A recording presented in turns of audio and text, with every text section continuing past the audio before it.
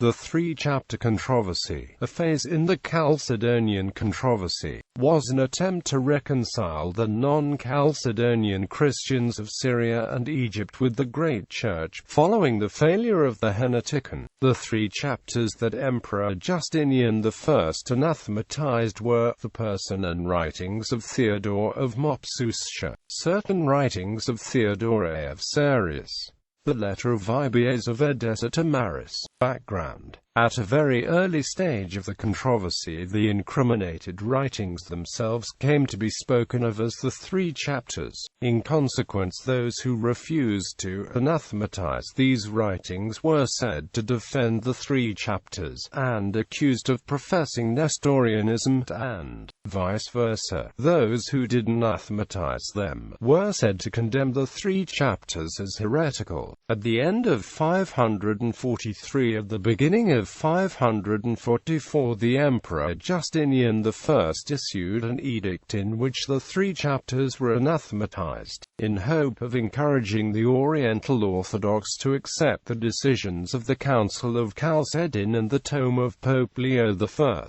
thus bringing religious harmony to the Byzantine Empire. However, Evagrius tells us that Theodorus of Cyrus, the leader of the Origenists, had raised the question of the three chapters to divert Justinian from a persecution of his party. Liberatus adds that Acidus wished to take revenge on the memory of Theodore of Mopsuestia, who had written much against Origen. In his letter to Vigilius, Domitian, Bishop of Ancera, reports the same story of intrigue. Although Roman Catholic canonists admit that theological errors, and in the case of Theodore very serious ones, can be found in the writings, the mistakes of Theodoret and Ibas were chiefly but not wholly due to a misunderstanding of the language of Cyril of Alexandria. However, these errors do not make the decision of condemnation easy. There were no good precedents for dealing harshly with the memory of men who had died in peace with the Church. Facundus,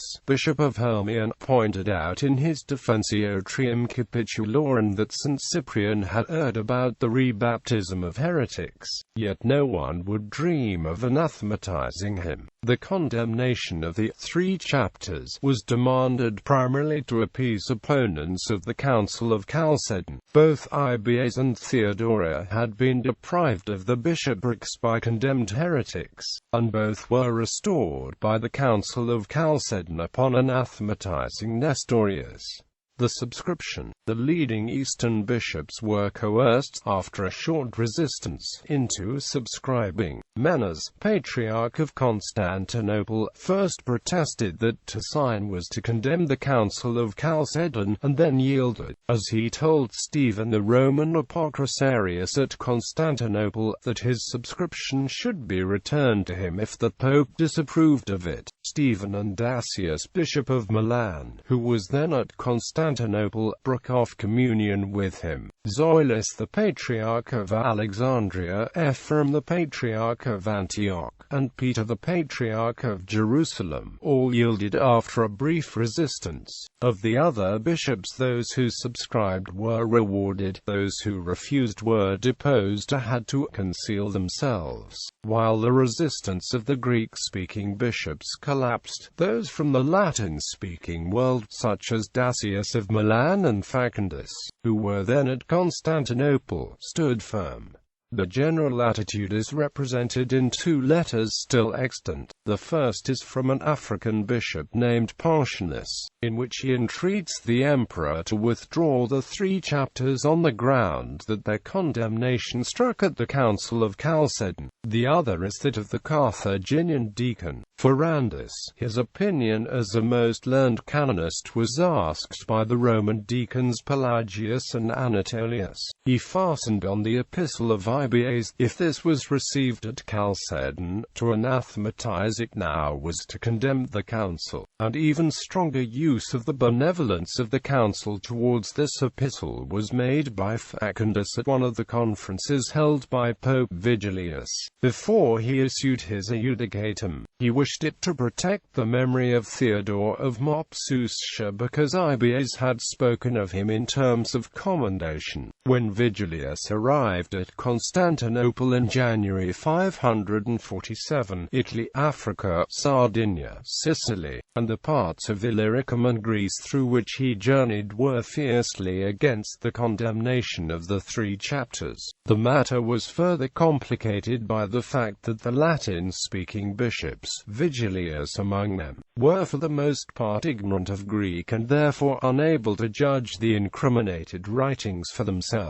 Pelagius II, in his third epistle to Elias, probably drawn up by the future Gregory I, ascribes all the trouble to this ignorance.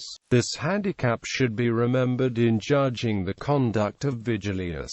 He came to Constantinople very resolute in his opinions, and his first step was to excommunicate Menas. But he must have felt the ground was being cut from under his feet when he was supplied with translations of some of the most questionable passages. For the writings of Theodore, in 548 he issued his Judicatum in which the Three Chapters were condemned, then temporarily withdrew it when the storm it raised showed how ill-prepared the Latins were for it. He and Justinian agreed to convening a general council, in which Vigilius pledged himself to bring about the condemnation of the Three Chapters, but the emperor broke his pledge by issuing another edict condemning the chapters. Vigilius had twice to take sanctuary, first in the Basilica of St. Peter, and then in the Church of St. Euphemia at Chalcedon, from which he issued an encyclical letter describing the treatment he had received. An agreement was patched up and Vigilius agreed to a general council but soon withdrew his assent. Nevertheless, the council was held, and after refusing to accept the constitutum of Vigilius, it then condemned the Three Chapters. Finally Vigilius succumbed, subscribed to the council, and was set free, but he died before reaching Italy, leaving his successor Pelagius the task of dealing with the schisms in the West.